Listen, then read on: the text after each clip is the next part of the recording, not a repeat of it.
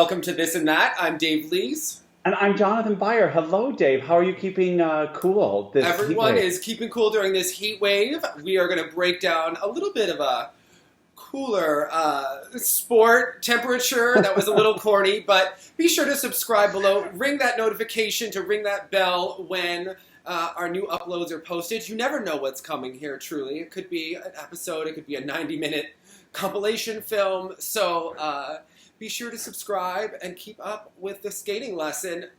Speaking of epic footage, though, Dave, I would like to take a moment and applaud you. Oh, thank you, for Jonathan. what became like a 5-disc collection of Dick Button's finest moments. It was 1 hour, 46 minutes, and 20 seconds. Okay. That means you found and edited all of those things, many of which we thought lost to the world of YouTube, and you unearthed them. It was very impressive and very So thorough. I only talked about it because I needed to actually get a couple of clips. You know that I don't usually like to announce things ahead of time because you never know if it's going to work or if someone's going to cancel or if your computer is going to crap out or something like that. Right. But I needed to get a couple of the clips, and I really thought that I needed to get him asking Peggy to marry him with Midori Ito, and I needed him to criticize Michelle Kwan because he's so complimentary of her in the rest of the clips that were chosen. So I thought that I needed something to kind of balance that. So that is why I did it the way it was pretty amazing. It was pretty amazing. It came longer as it went along. It was originally, I wasn't sure if I was going to do like 2 videos, like Aaron Thomas had done years back, but I wasn't sure exactly how I was going to do it, and then as it kind of took on a life of its own, and then one of our viewers started to actually give like really good suggestions. But the funny thing is, like, he started to take the stress on himself, and you know, Dick was turning 90 on Thursday, so this needed to be done, signed, sealed, and delivered. And like Tuesday at midnight, he's sending me like, "Oh, have you thought about this?" And then like and he's the kind of OCD that's like, "Oh, I was getting nervous you were going to put this clip," and I'm like, "Oh my God, you have to stop! You have to stop because I literally have like 2 hours to finish editing this, so I can." Yeah, exactly. And then I put the wrong date at the end of the clip when I exported it, and it wasn't until I went to export that I'm like, wait a second. His birthday is the wrong birthday? Yeah, just on the clip, so I had to re-export I didn't notice that. Okay. But it was, no, it was correct. I was not going to put it the wrong date. I'm like, I can only see the comments that would drive me insane. After all that. Yes. Yeah, at least you know they made it to the end. Okay. I wasn't really sleeping much. So during the end, it was a fun and exhausting project. It was, once in a while, you just need to do it. You need to do it up, I think Jonathan. so. I think so. And you have given the world now its quintessential, it's the magic memories of ice, but exclusively watching the sport evolve through the eyes of Dick Button. Because some people were saying, oh, blah, blah, blah, is he the most influential? I think someone else is. And you just think that person you're mentioning is only influential because Dick, handed them to the, American Canadians, public on some a of the silver old plate. Canadian queens, they really want to believe, Taller was but I'm like, you don't get the business aspect of skating. You're not seeing it. They're like... Yeah, we're talking about as a skater, as a producer, as a commentator, someone who was always there, always pushing it forward. Because there was this one, your Americanist point of view, I'm like, you're not getting it. There wouldn't be Christopher Dean's ice show if Dick didn't figure out and buy the first rights and do all of that and haggle with the ISU and figure that all out. Or have a professional event that he did. He navigated all of those things as the smartest man in the room with his gravitas and ego and forcefulness. How they talk about Betty White and television. Yeah. She was there from literally day one. Yes. Helping create what we know as television. And he's basically the same thing. And for Janet Lynn, the short program, that's him. The more you get to meet people in figure skating and realize what big nightmares they are and the egos and the territorialness and how to do anything well, to bring through the muck of all of these opinions and criticisms, and they're all nightmares and horror shows, and wonderful, but I wouldn't want to deal with many of them. Which is also why I did this separately with Dick, because I was like, he'll try to control the whole thing if we ask him to do something. I got the idea to do something for his 90th birthday when the Jutta Mueller documentary came out. So it's been ruminating in the brain and thinking of clips and getting ideas since then. So But if you were doing the Jutta Müller documentary, you would have found that same-sex pair skating footage. Yes, I would have wanted to do that. Yes, absolutely. Dramatic reenactments or something. Okay. Oh, we would have. I'm sure they have some sort of footage of her skating. So yeah, it would be fascinating. Yes, we would learn a lot about. I love that Jutta Müller documentary.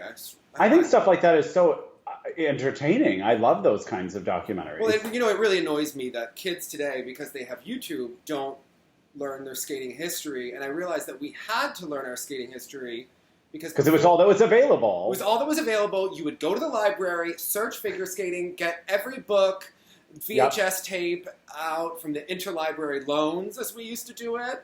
So that way you could watch all of the film, The Magic Memories on Ice, The Reflections. Magic Memories on Ice 2, which was primarily just worlds. Yeah, okay. That documentary where the old British lady is complaining about the layback spin and how she was robbed against Sonia Henney. Like, you really need to learn your history, get into the Nefratiani. Was she robbed? Was she not robbed? Like, you have to really dig in. And these kids today don't. And we resent them all for it, and we judge them all for it as well. Because it's all available. Do you remember there was an older Torvill and Dean documentary long before '94, and that's when that was the only reason I could see Barnum and Mac it and had Abel their and all those complete or near complete performances from every competition. Yeah, it was amazing.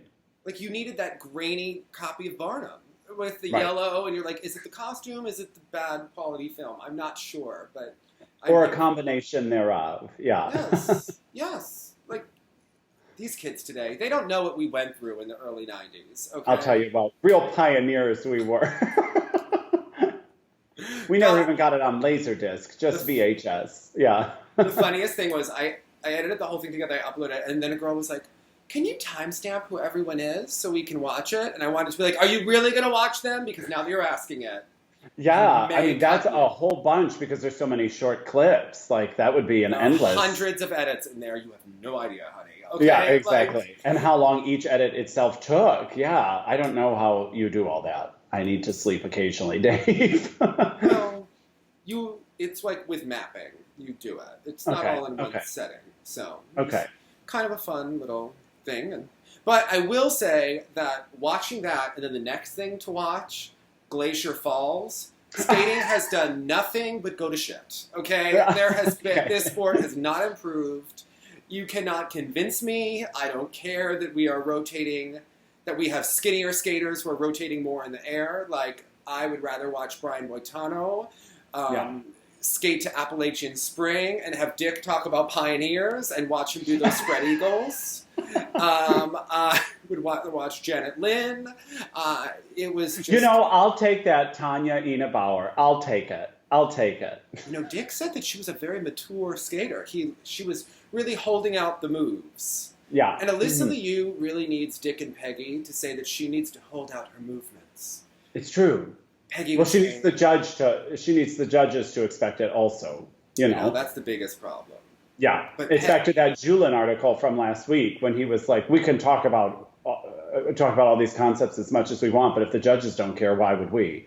But I do think it's actually gonna. We can start with Alysa Liu. I was gonna start with Shoma, but I think it's gonna hurt her skating in the long run. I see watching Alysa Liu do her free skate and her short program. She went back to her short program from last year.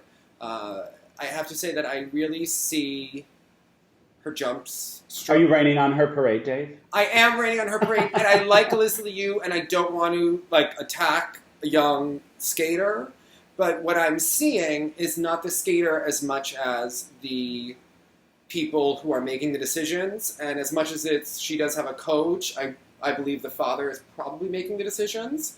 Along with the USFS as they navigate her to every single coach. And I feel that she needs to learn how to skate and hold an edge and enjoy skating. She's obviously grown, so I think she needs time to adjust.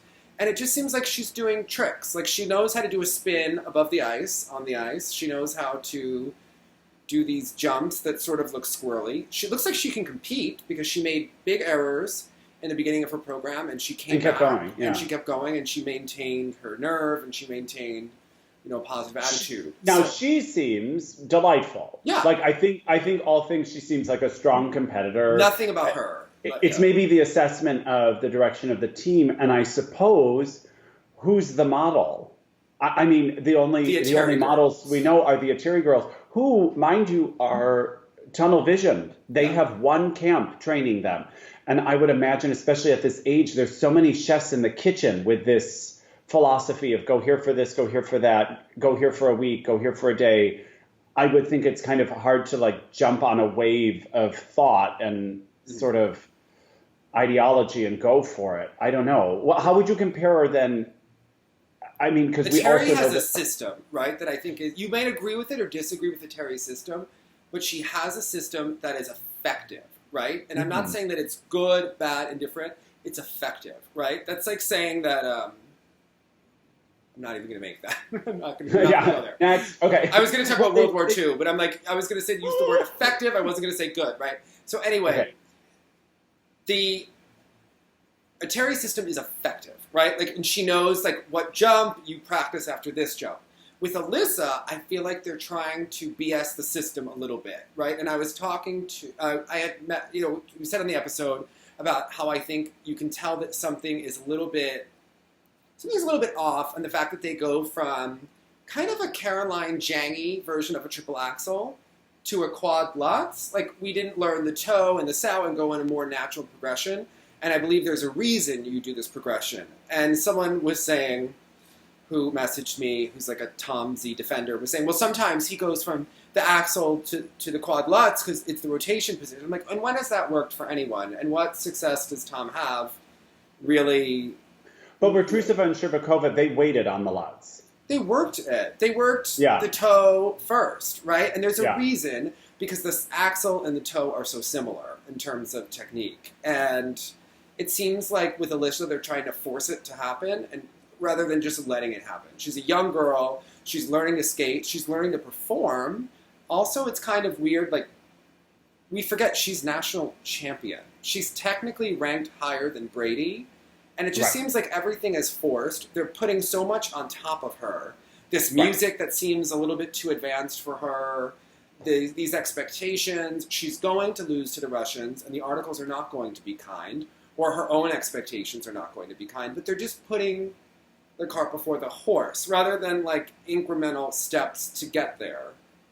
Right? Like, I think like we could just improve the axle, learn a quad toe, and learn to skate, and maybe... Yeah, if you're going the Eteri route, which is clear that's the way they want to take this, then in that case, like you say, whether you believe it's the best maybe for the psyche of a young girl or not, the way they do it, it would be foolish not to lead by their example, because they've worked out the kinks to that system. Or just go to Eteri. The father would have no issues with it if the USFS allowed it.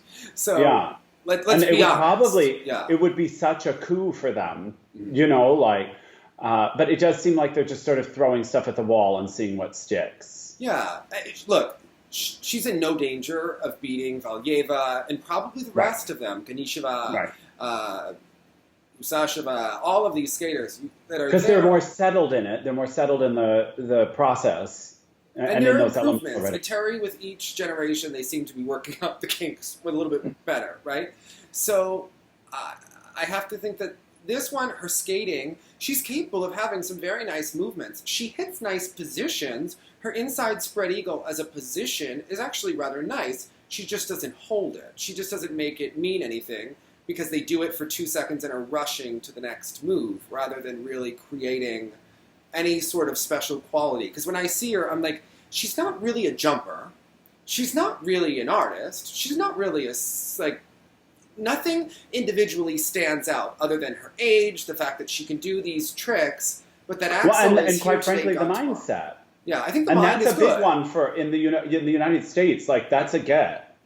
Yeah, I really think that they need to take, because I think that the ladies are a huge problem at this point, right? Like, if we're really honest about it, we've got Brady and Mariah, both advancing in age, who are solid skaters, but in no danger of winning the world championships, right? Yeah, probably at the level they will now be at. Yeah. I think Brady, Tommy Steenberg is going to work with her coaches. I think that could help her.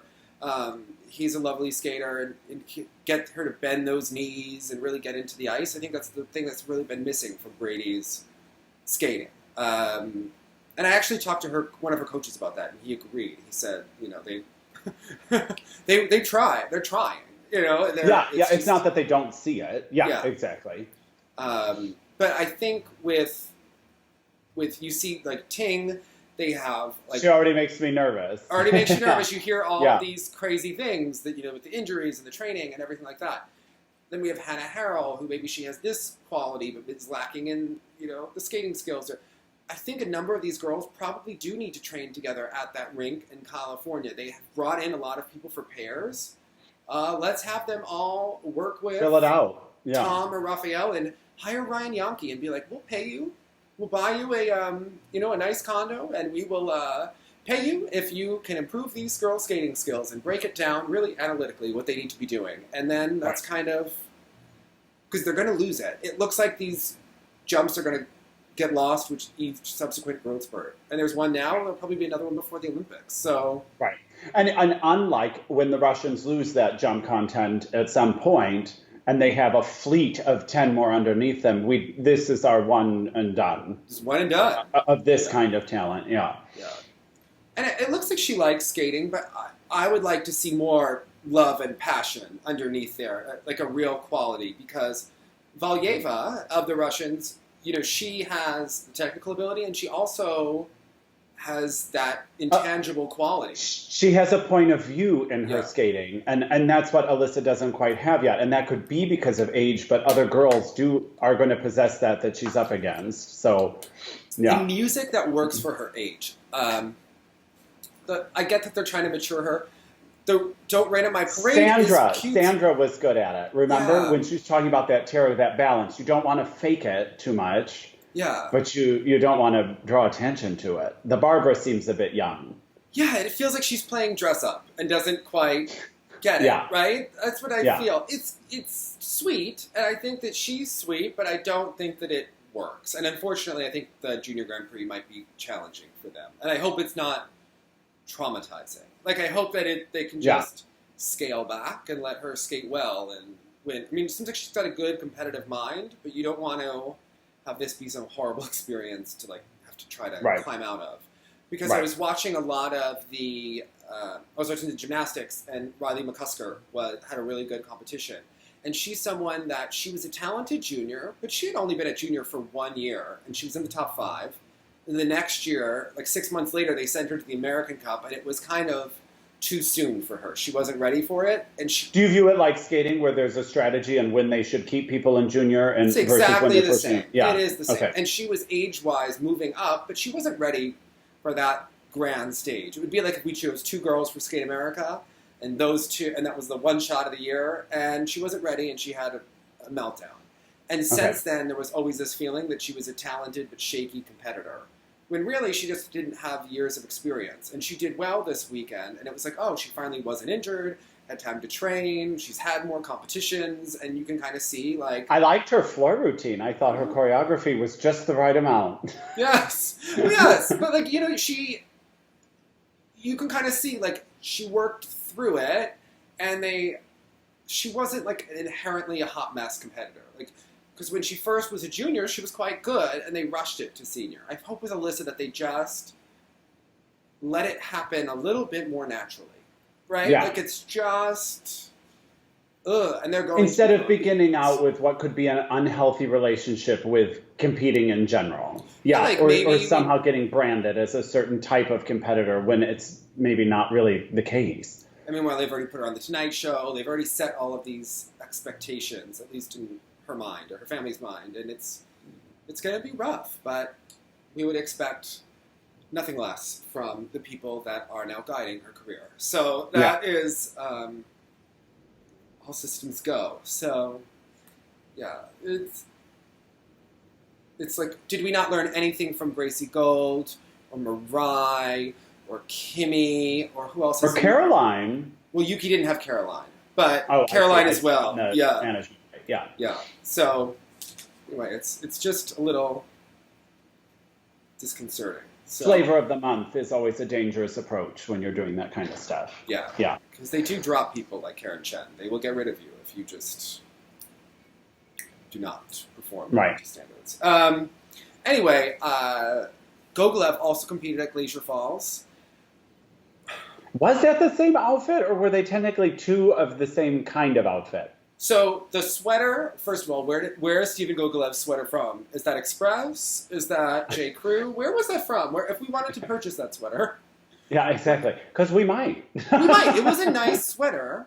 I Yeah. don't like the program or the skating per se, but I liked the sweater. The pants didn't go with it, but those are just his regular skating pants. So Yeah, he's got a I mean, it's the same. Even the Sherlock Holmes was the same colorway and the same. I mean, kind this is of definitely overall just his training outfit, Jonathan. That was intentionally looking like that. Right. But Right.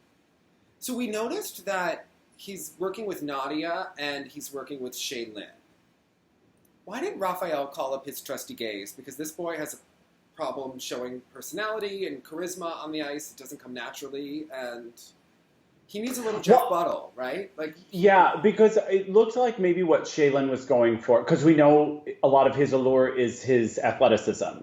So they're making him the masculine boy, right? You can already feel it. They're trying to create this like intense athletic vibe, but it's a little coming crashing down on him. It looked heavy on his shoulders, and like he was literally flailing around to the next element. So it didn't give that strong vibe. It almost gave a weak and trying to catch up to it vibe. He's in that weird era for a boy when they're no longer cutesy, so you can't get together on charm and talent, and they're not mature enough to do something kind of gravitas, grand, and a program with gravitas. He's in that awkward stage for a boy where you really don't know what music to give them. Like when Nathan Chen did Summertime as a junior, and you're like, what? Well, but you almost know that they're like, Okay. Like because even though it was a little more on the nose, the definite Eastern European approach of the short program, I thought at least...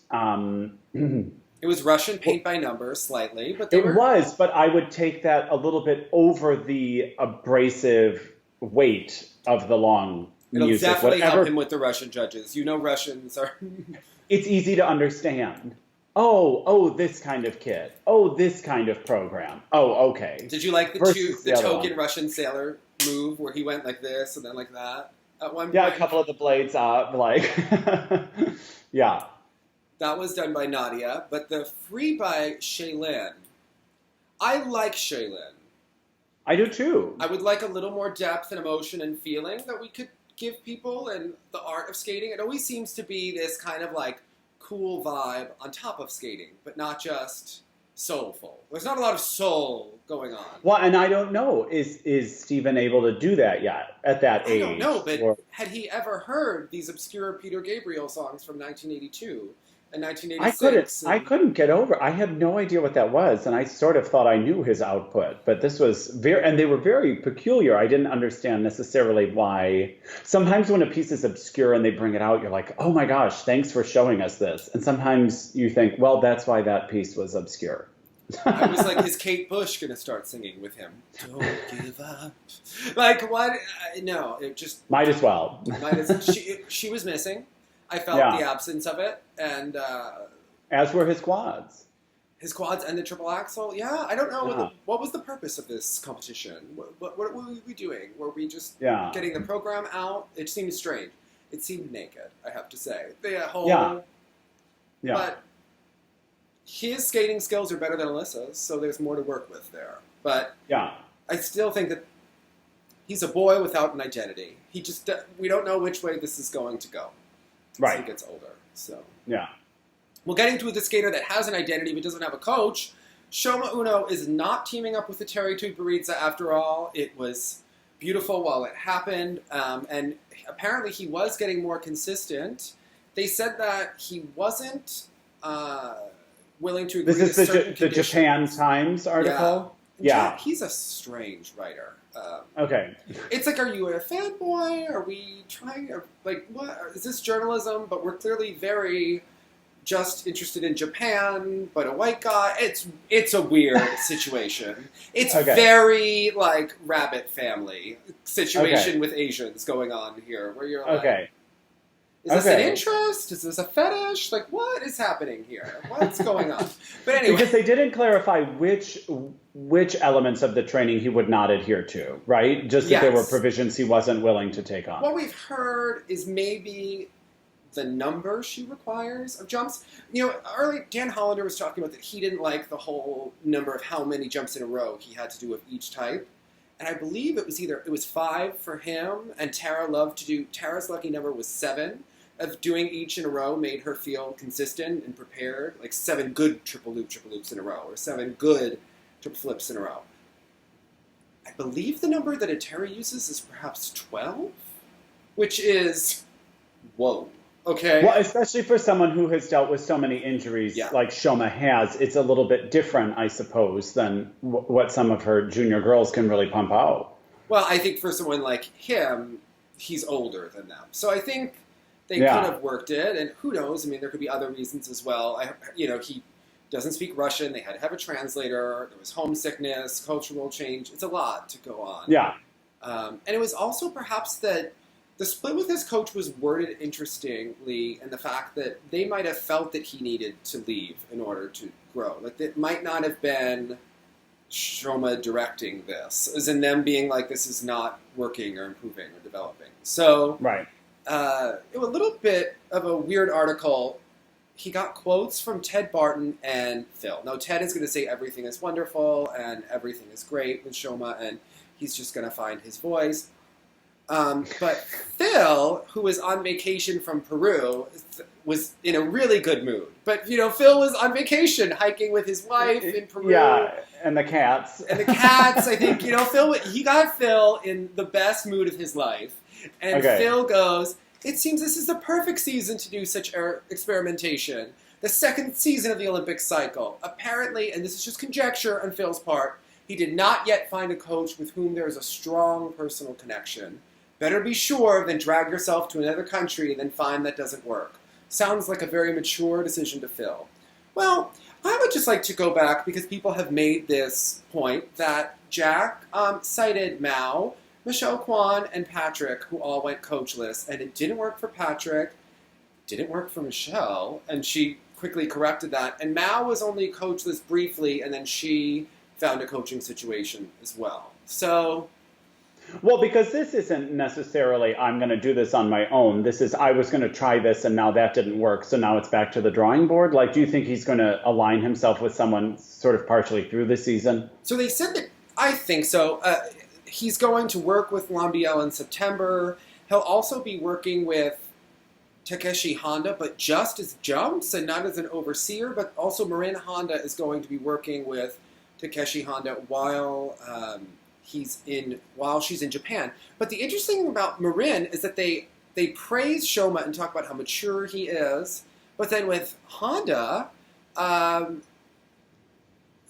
it seemed like they were very negative about the fact that she would work with someone while she's in Japan. But I think, look, she's obviously not Rafael's first priority, not Rafael's second priority, probably not even Rafael's third priority until she puts in the real work and the effort and really makes it happen and goes from a skater who likes to skate to a skater who wants to win.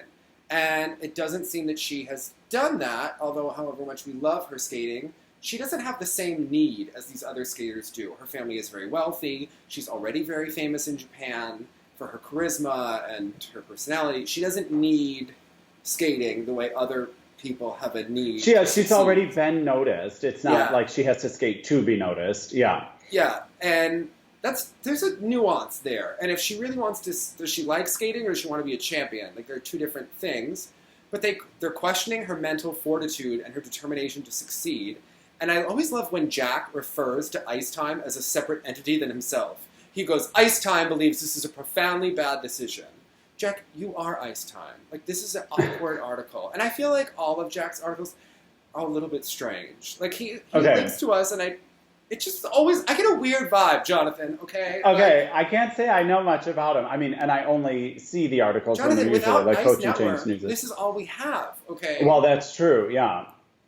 Okay, I will take the ice network awkwardness and bad feed and the elements of the USFS that make us want to vomit just to get the actual information that we would get from them. Right. Right? Right. And everyone needs something to hate, and Ice Network really provided that, right? It brought people together. Everyone disliked something collectively, okay? Right. Oh, man. And if you knew the people that worked at it, you would understand, that was just, but doesn't like the two-country arrangement.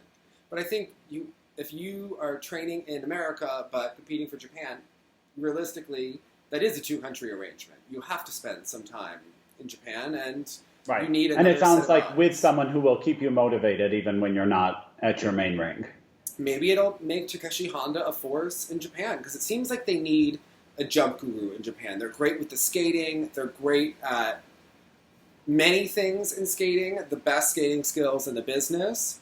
The jumps, the technique is a little bit different. It comes from the edges necessarily more than the technique. And Takeshi, I think, could kind of help mirror, he worked a lot with Doug Lee, obviously, during his career. We talked about him during the 2002 video that we did on Patreon. So I think he could be good. We don't know much about his overall coaching, but I think it's weird that you would say he's just a jump coach, but not an overall coach. Like, why couldn't he do I'm that? so perplexed why Shoma didn't wander over to Mishin for a little bit.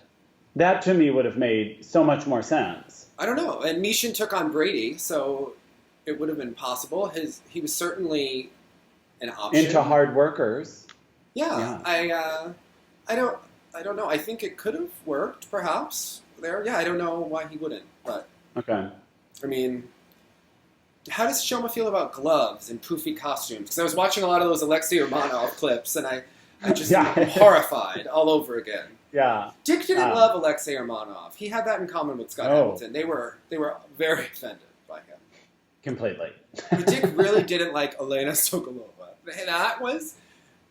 And that's okay. She was a random skater that had highs and lows at different points in her career. She had, like, appearances, right? Like, she went away for a while where she wasn't in the top three, and she was a survivor and came back, and Dick wasn't really happy about it. He was never thrilled to see her on the roster. He wasn't subtle about how he felt. But he didn't understand Letitia Hubert's arm movements either. So I mean, come on. Every now and then you need a little Letitia Hubert arm movement in your life. I was a little shady with the editing. So my favorite part, as I made sure to juxtapose this, is that when Arina Slutskaya is skating at the Grand Prix final in 2002, Dick goes, "Why doesn't anyone tell her to stretch?" So then I put the clip of Yuna next to it where he goes, "Stick your foot out, my dear." Yeah, turn your foot out, my dear. Oh, it was wonderful. Yes, it was perfect. It was literally if side-eye could be verbalized. That's what that moment was. And that one clip, I had never seen the ESPN coverage that Dick and Peggy did of the 96 Worlds. And when I was thinking of events that we could judge, I think I came across that video of Lu Meijia doing her layback that Dick goes, "And this is just awful." And Sandra tipped him off. But that video of the random Slovenian skater from 96 who had all the different waltzes. Yep.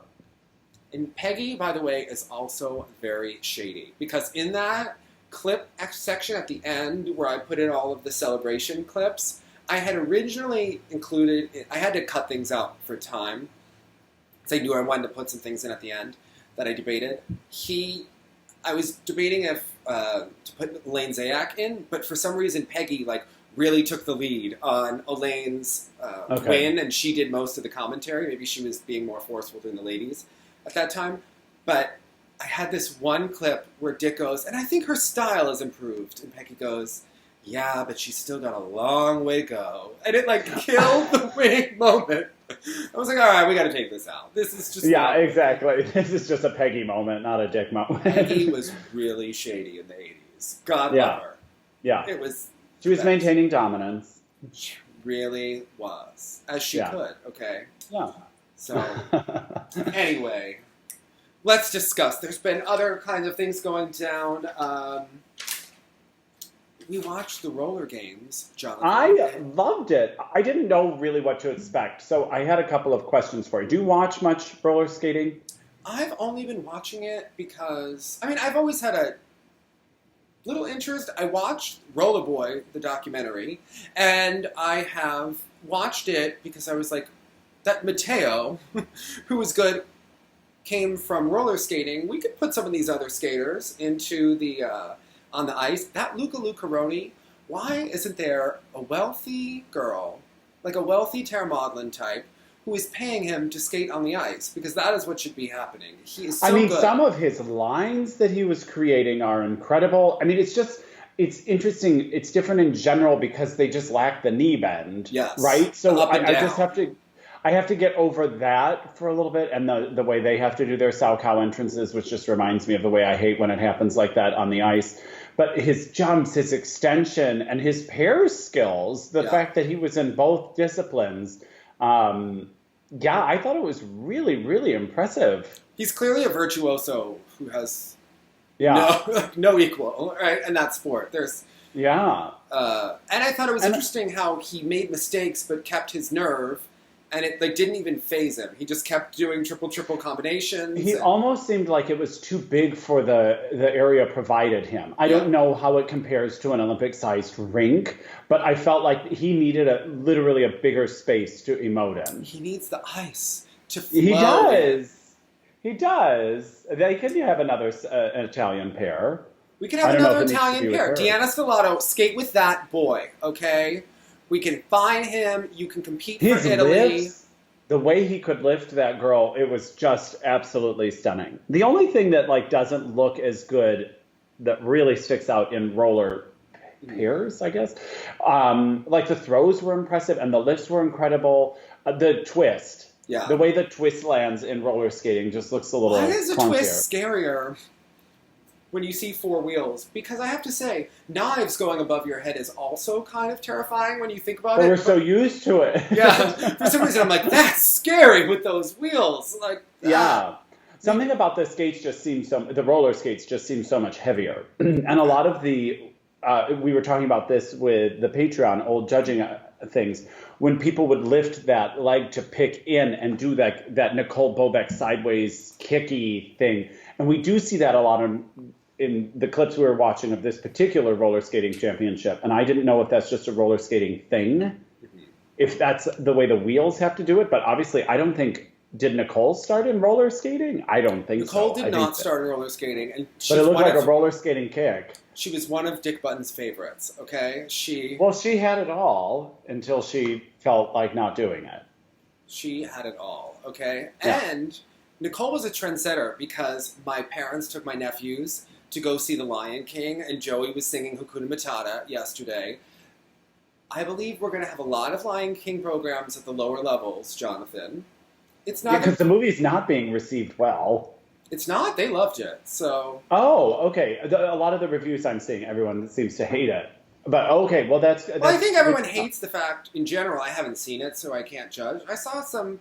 Well, I think it was projected to have a good opening weekend. I thought Variety gave it a critic's pick. I don't know what the Hollywood Reporter said, but anyway, I wasn't paying too close of attention. I was too tired after Dick Button, but too much Dick Button to worry about the Lion King. Okay, but I listened to some of the music. They didn't put the Broadway, the songs that they added for Broadway. I thought they should have added back into the. I thought they should have added into the remake of the film. We could have had a Shadowland moment to add some depth to this, but.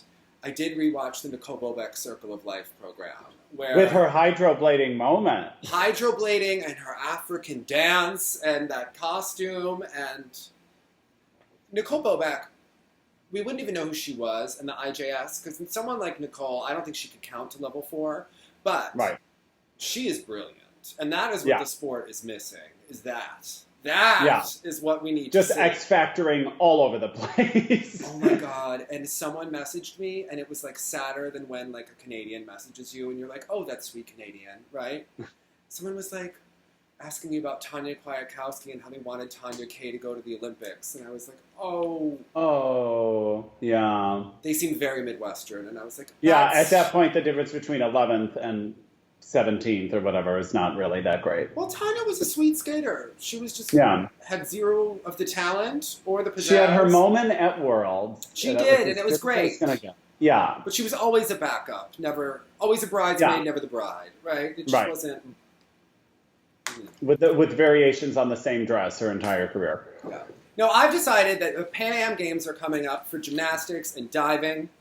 We're going to watch it, Jonathan. I'm going to make you get into this. Okay? No, I could get into diving, yeah.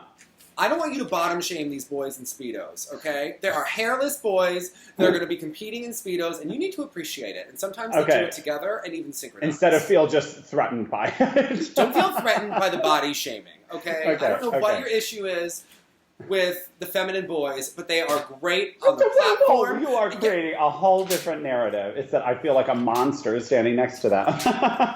They are fantastic, and they're a little bit short, but you know... That's okay. What do you remember Will and Grace called them? Pocket gays? Yes. That's what Tom Daley and that other boy are. That's right. But in the U.S., they're not gay, because they all train in Indiana with this coach that seems very gay, but is very Christian. So they all are born again. Oh, They're praying real hard, but also having substance issues and depression. They're not making a connection. I was going to say praying, like P-R-E-Y, maybe. Like a little... They're not making any of the connections on like why their lives are such a struggle, but it's okay. It is okay, and they're beautiful divers, and we can... I hope they find whatever it is they're looking for, Dave. I know. But one of them had amnesia and forgot that he was, I think. So. Oh, that explains it. He hit his head on the platform. Anyway... See, I don't know if we talked about this. These are usually Patreon comments, but this is just late summer. We're just off season. When I was in France for the last 2 Summer Olympics, and that's when I first realized how biased the coverage is, because France wouldn't show gymnastics. They wouldn't show like the campy synchronized swimming I was secretly hoping for. They would only show the sports that France was good at. But fortunately, they were very good at swimming and diving. But yeah, we got a lot of fencing, judo nonstop, kayaking, women's handball, which I randomly got into that summer. But I really enjoyed the diving. And I don't even know who you are anymore after this Duke basketball things. Jonathan, I only like the gay sports, Jonathan, okay? We like... You'll find women's handball is pretty easy to follow. There's no music, there's no costumes, there's no toe point. What's to watch, okay? I know, it was all I had left. It was that or judo, so I was thankful for some of those sports after all the judo. But... You have to get a VPN. Oh! Speaking of things, we're going to have to get our viewers a VPN or a hookup. Sandra said she would send us links so that we can watch and comment on it. But the cast of Battle of the Blades was announced. Oh, yes. It's very A-list Canadian. So it's Kasia Gordieva, who they need to do. She won last time in a landslide, okay? Yeah. So we have both Weaver and Poche, which I think we kind of predicted when they didn't come back. And I have to say, this is the right decision. Doing Battle of the Blades versus getting... Make your money, get some attention, do this. Yeah. They're beautiful. They'll be great castmates. Gorgeous looks. Sure. Sandra will love them. They'll enjoy skating. They'll get way more Instagram followers than competing It's true. It's network TV. This is the right decision. They're long in the tooth already. Find a spouse. Enjoy. Yes. Okay. Now, Eric Radford, Vanessa James, Violetta Afanasieva, and Amanda Avora, who's like the random Cheryl Burke of this. Amanda? Good for her. Well, she won one year. So. Oh, I didn't realize that. Okay. Yeah. So I think we're going to need to watch this and get really into it. Yeah, because, so you're saying it's not going to be something we can easily stream. Well, because it's Canadian TV. Yeah. But I always loved this show in the past. Okay. And in the old days, Sandra used to FedEx DVDs so I could watch them and cover them when I was a blogger. But we are going to cover them each week. Whether we do a separate video or not, we have yet to be determined. But I think we can get everyone behind Battle of the Blades. Because it's kind of like the best case scenario. It's like old school Dancing with the Stars when they actually had to learn like a mambo and actually dance to mambo music. Not like dancing the mambo to... I just can't wait to be king. You know, like what we're doing now on like in Disney Week, props, right? With Tanya Harding in front of a camper, like, or whatever they were doing this past.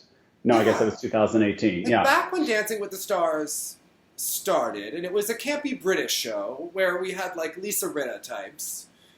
It was a fantastic show, okay? Yeah, yeah. Where we wondered, like, are the Huffs really Mormon? Can you be Mormon and dance like that? Like, what is going on? That was the kind of fun of it, okay? Amazing. Now, it's all... I'm anticipating great things from Vanessa James in the, like, confessionals. I think she's going to be a really likable character on this show. So they don't force the drama. It's very Canadian. So they show stuff that happens. Sometimes Marina Zoueva will be very Marina, and she'll be very entertaining. But they always show everyone in a very nice light. They're not like... It's not like the producers had enough of Nastia Liukin and they decided to re-show her being a monster for, like, multiple times. There's none of that happening. It's very Canadian. But it's not disgustingly Canadian. Like, it's fun, and it's a good Sunday night watch to make everyone happy. And there's Sandra looking glamorous at the center judge, and it's what we all when want. there's enough legitimate players in it, it just automatically elevates it just that much more. Oh, yes. You know? Yeah. So, I'm excited. Yeah, I'll be intrigued to watch it. Mm. But speaking of Dancing with the Stars, Dave, do you want to talk about the Tanya podcast? Yeah. So I'm actually going to interview the person who did it. I'll put it up on Patreon. Okay. And I've been messaging with them. So there's a podcast that people love. It's a newer podcast that's really taken off steam with the media types. It's called You're Wrong About ... It's definitely very leftward leaning, and I know that there are some skating fans that are not one for that. I just want to have that as a disclaimer in advance, because it definitely is going to have the narrative as Tanya as the wrong woman. And there are a lot of things that I agree with, but there are some things that I don't agree with in there. And that's what I want to have a discussion about with the person, because I feel like I get annoyed when people say that the second mark of skating is just about hair and dress and nails, because it's clearly not. Yes, there is a pageant aspect to it, but there are also real performance aspects and skating skills aspects and posture that skaters like Tanya and Surya weren't working at. Certainly not performance for Surya, but there are other aspects of this that they are not working towards, and I think that it is actual mischaracterization to just say that that's why the judges didn't like Tanya or give her good marks. Well, and I guess for so long, our narrative of Tanya has taken that into account, the victimology there, as an actual victim. I believe she is an actual victim. And then maybe as someone who kind of knew she liked being a victim in certain circumstances, with the dress this, the blade that. Yeah, it's way more complex and nuanced than it's not black and white. She's, it's way more nuanced. I think that the movie of I, Tanya showed that to an extent, but there's also a self-sabotage aspect. There is, I think this podcast says that, the Federation was so willing to dump her when she got out of shape, and how awful for a woman to not be in shape.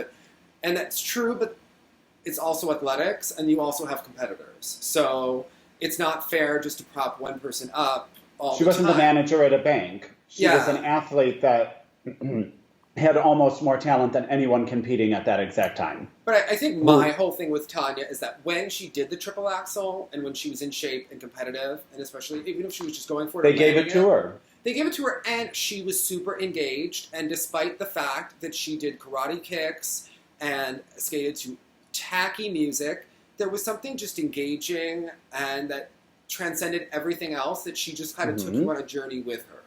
When she wasn't doing the triple axel, she seemed like she was bored, couldn't care less, and that came across in the performance as well. What was that dress she was wearing at 93 Nationals, that blue thing? It just looked like she slapped it together. So there's her whole effort, And I think there's a lot going on, but I do get annoyed when people just... I watched a lot of Janet Lynn, and I have to say that there's a lot that Tanya's missing that had nothing to do with hair or nails or, But she did have some things. She wasn't... she still was a really good spinner, and she still had the other things. And I guess it's... The four pieces of choreography that she could do very, very well, like that lead. Every year we liked when she did that. Yes. But the thing is, I guess, we also have to remember a lot of these podcasts aren't for us. Really. Right. Because to them, it's still shocking to find out Tanya isn't just a campy villain. Yeah. However, I'm waiting for the nuts and bolts Tanya insight that is exclusively about the skating. Because in everything we get 91, she landed a triple axel, period. And then all of a sudden it's 1994 and we're at nationals.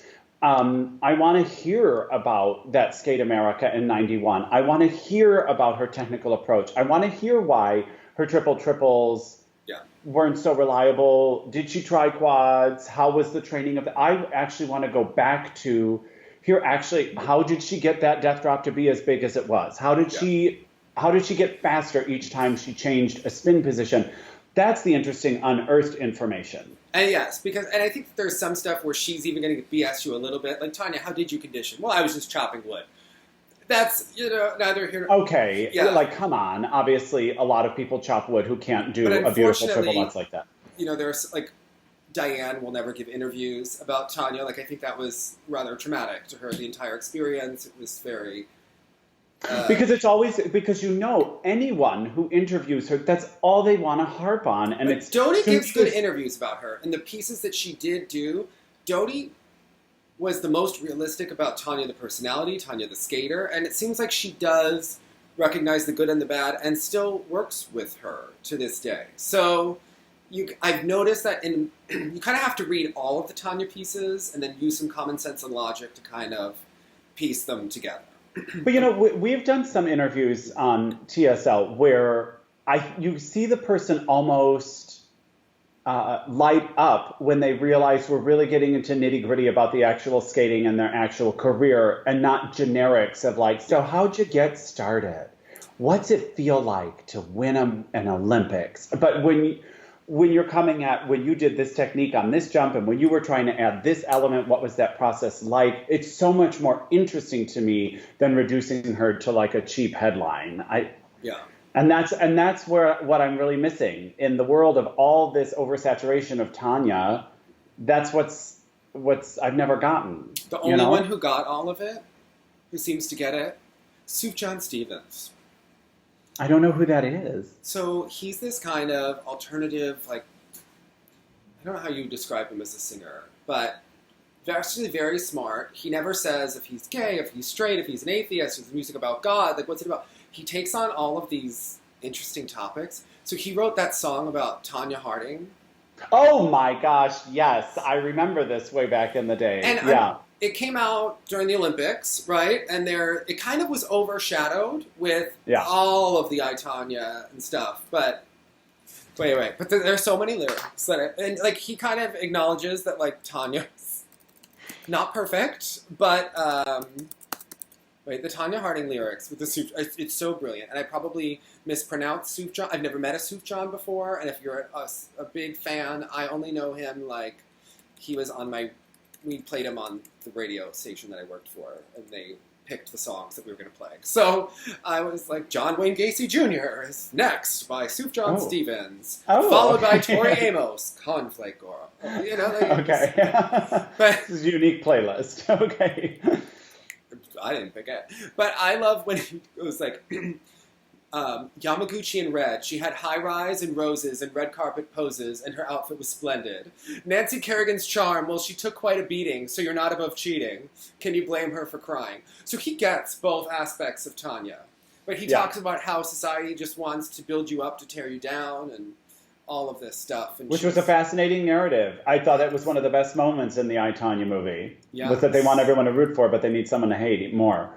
But Tanya is just his shining American star. So anyway, that is worthwhile and fun. But the podcast is worth a listen. But I definitely was like driving to work and being like, I almost wanted to pull over and be like taking annotated notes about what I feel about each one of these sections and be like, I agree there, but disagree with A, B, C, D. No different than with all those Syria podcasts and documentaries, because you're like, and it makes me then question every documentary and thing like that I have ever listened to, because I wonder if every super fan or knowledgeable person in the topic they're discussing responds the same way. But it also shows me that skating used to be appealing to a large audience, and all of these people are writing about these figures as nostalgic people that they're revisiting. One of the bigger news stories in skating is that Michelle Kwan is doing Queer Eye. Queer Eye, but look at what we're still clinging to. When skating was really Dick great Button to videos, watch. Michelle Kwan, Tanya Harding, Well, because the skating was so beautiful, and that came across, and it wasn't just these math equations that we're watching to see, did Alysa Liu's toe hit the ice at the right angle? We were looking at the big picture. You still saw Tanya's soul. Yeah. Where you knew exactly who Tanya was when she was skating, even if that was flippant at the moment. You still understood what a person was at that moment. I did watch the Michelle Kwan on Queer Eye. It was good. She makes an appearance. She helps the girl. The girl wins the competition. Big spoiler there. Michelle is telling her that she needs to hold her axel landing. Oh my God, Michelle's axel landing. First of all, Michelle should be on TV more. I imagine these Queer Eye guys will get along with each other for about 5 more minutes, right? They're just churning out these seasons of episodes while they can before the egos get in the way, right? We're already on season 4. The show's been out for like a year. There's a lot going on. So I think Michelle and JVN need a series, maybe for Special Olympics, where they go around the country. Michelle just spread so much joy. Her hair was looking great. Her body was like the best it has looked in a while. It was like a beam of joy just came across the TV. It's like, which is what she used to do always. You know what I mean? Yeah, that's nice to see. Yeah. Because I don't buy necessarily what he's pushing, but obviously I'm buying whatever she's selling. Did you listen to the Michelle interview that he did yet? No. What are you doing in Vancouver, Jonathan? I know. Well, now I'm back. And endless. Your social media is very disingenuous because you're like pretending to be in New York and you're in Vancouver. Well, I never say I'm in New York. They're all from the same section. Like we're all wearing the same outfit. How many times has this attractive Australian come over to play your piano, okay? It's not even a euphemism. You love pianist and dick, okay? But I get it. Like, how often is he coming over? What's happening? He literally came over twice, and we recorded like 2 sessions, and then so I'm not gonna like have him come over each time. But I don't want to release it all at once. It seems annoying. Yes, the whole thing seems cringy. As much as I like self-promotion, it's always like such a is this now like I'm a reality TV star, I need to self-promote? Well, it was the realization that like I'm a singer and I have no music anywhere in my social media presence. Yes, Jonathan, we try to get you to sing from time to time. Yes, exactly. I know. Yeah, so did those shows. So did both HGTV and Food Network, and I was sure like, you were a nightmare about it the whole time. Yeah, exactly. You know me, Dave. You see me. Opera singers are nightmares. Okay. Could you imagine if they were like, Tanya, do a triple Lutz. Tanya, do a triple Lutz on the ground. She'd be like, no way. Well, you are known for skating, Tanya. You may have to skate. Okay. Yeah. But same thing, yeah, exactly. But in the right venue, if she had been training properly, if she was warmed up, yada, yada, yada, you don't just throw her on a public session and ask her to do a double axel for you. Well, with those thighs, she could, okay? Let me tell you. Back when she did that special exhibition where Rosalind Sumner's had to commentate, and she's so afraid, and she's like, what am I feeling for Tanya? In awe of her athletic ability, but not empathy. I love Roz. Okay. One of my favorite TSL guests of all time, Roz Sumner's. Wasn't sure what to expect. Great interview. With her, like, she had, like, fake ivy hanging behind her, like, 2-story little living room there. Roz and Elaine, such gems. Incredible. Incredible.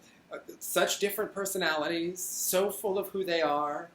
I just wanted to decorate homes with Roz. I just loved it. Was obsessed with Roz, okay? We can skate to Amazing Grace on the flute together. Like, I will listen with to that navy blue Empire waist we saw every day in the 90s at every show. That was so pretty, yeah.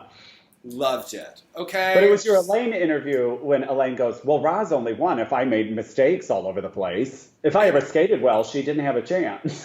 And I believe Elaine believes that through her soul. That is Elaine's truth, and we should acknowledge that Elaine was a gritty competitor and just a girl from Jersey, and that's who she is, okay? But I always think you should have given Elaine 0.5 of a point because she only had half a foot on the one side. So, I mean, what she was doing was pretty epic. It was incredible. Yeah. But you can't Only in He skating. won Are a you world going to get it? championship with half a foot missing. Like, this is a pretty iconic jumper. Right? They grow them gritty in Jersey. Okay? Like that. Yeah, okay. You know? And it wasn't a gardening accident. It's the Garden State, isn't it? It is. Didn't it get run over by a lawnmower? Yeah. My grandfather's foot was also run over by a lawnmower, but we think someone was drunk. So I don't. And he can't even do a triple toe, so... He could not do a triple toe. So... Let alone 10 of them in one program. My goodness. Okay, but Peggy didn't like her style, and she wasn't shy about it. Yeah. Even if she tried, it was never going to be enough.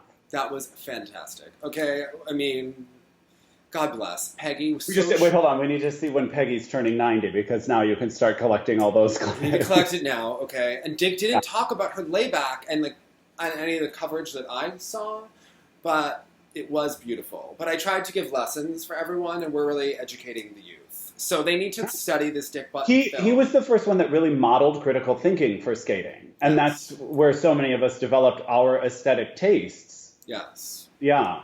He wasn't wrong. Yeah. And that's only when he identified the jumps from time to time after the second head injury was a little... Right, when he's like, looks like a sow to me. And right, who was that? Was that Jenny? All the time. All the time. Yeah. And Peggy was like, no, I promise it was a toe. Yeah. Anyway, it was great. It was fantastic. He's wonderful. So he is 90, and we hope he has another 90 years where he is just talking about skating and tweeting. And yes, he's lovely. So yeah, we want to know, what did everyone think? What were your feelings on the Pan Am game team for the U.S. Classic? How did you feel about Tanev commentating next to Nastia? Did it dawn on you that they were both former exes of Evan Lysacek? Were you?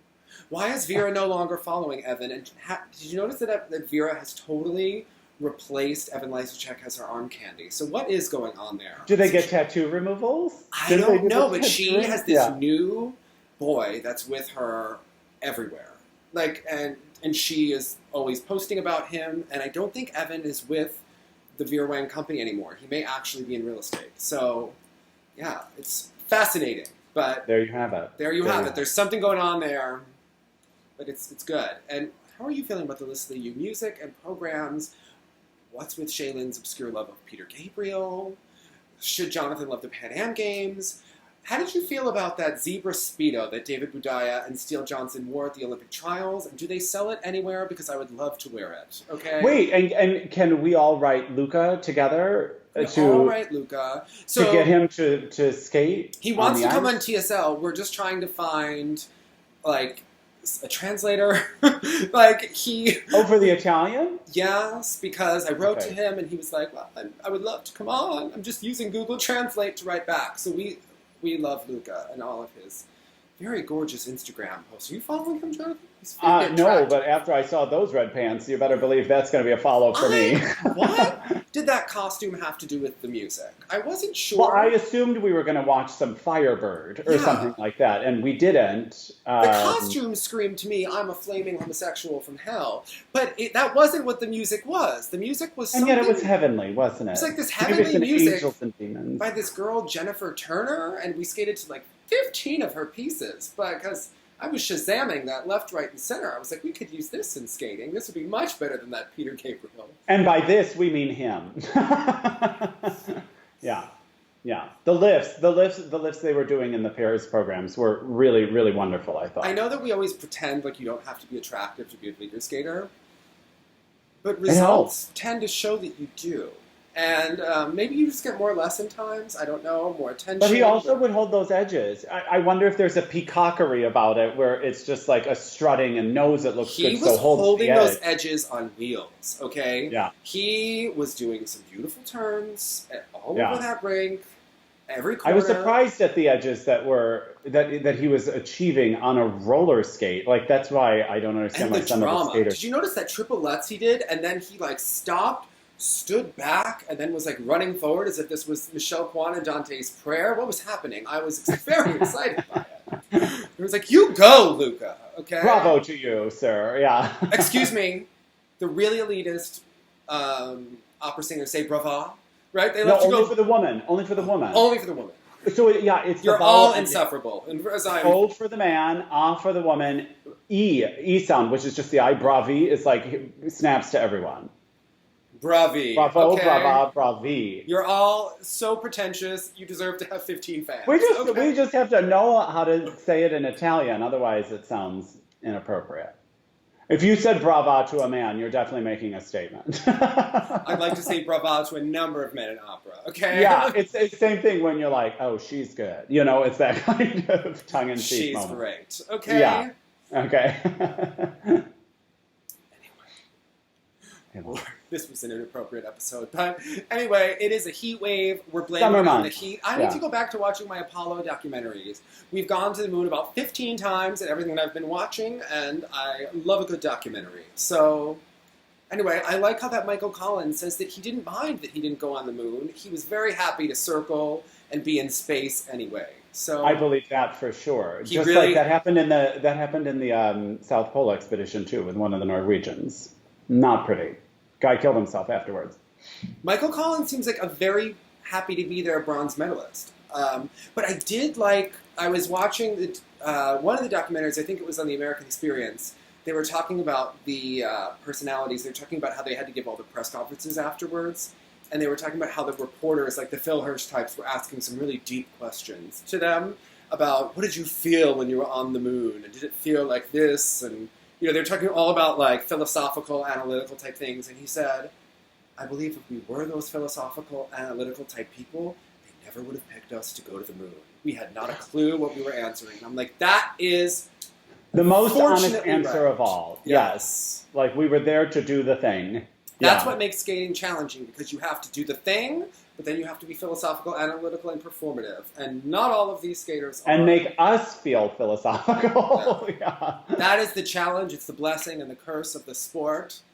And that's so why we do the thing, and think about it. Hold an edge, and look sexy. Bye, guys.